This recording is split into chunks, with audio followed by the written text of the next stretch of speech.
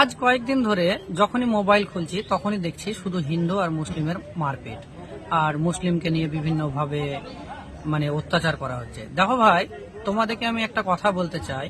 এই যে আমাদের দেশে যারা নেতা রয়েছে বর্তমানে, এদের উদ্দেশ্যই হয়ে গেছে দেশে মারপিট, দাঙ্গা এসব সৃষ্টি করা। আর আসলে ওরা চাইছে যে মুসলিমগুলোকে সম্পূর্ণরূপে মিটিয়ে ফেলবো। যতটা আমাদের ধর্মকে প্রয়োজন, ঠিক ততটাই আমাদের এই দেশকেও কিন্তু প্রয়োজন।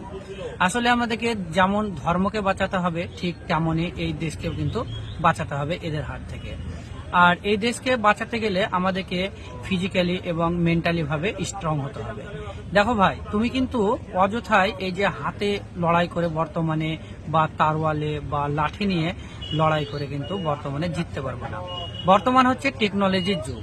তো আমাদের ইসলামকে এবং এই দেশকে যদি বাঁচাতেই হয়, তাহলে কিন্তু আমাদেরকে টেকনোলজির দিকে এগিয়ে যেতে হবে এবং আর্থিক দিক থেকে মজবুত হতে হবে। আর যদি আর্থিক দিক থেকে এবং টেকনোলজির দিক থেকে যদি আমরা মজবুত না হতে পারি, তাহলে আমাদের ওই চায়ের দোকানে শুধু আলোচনা করাই হবে।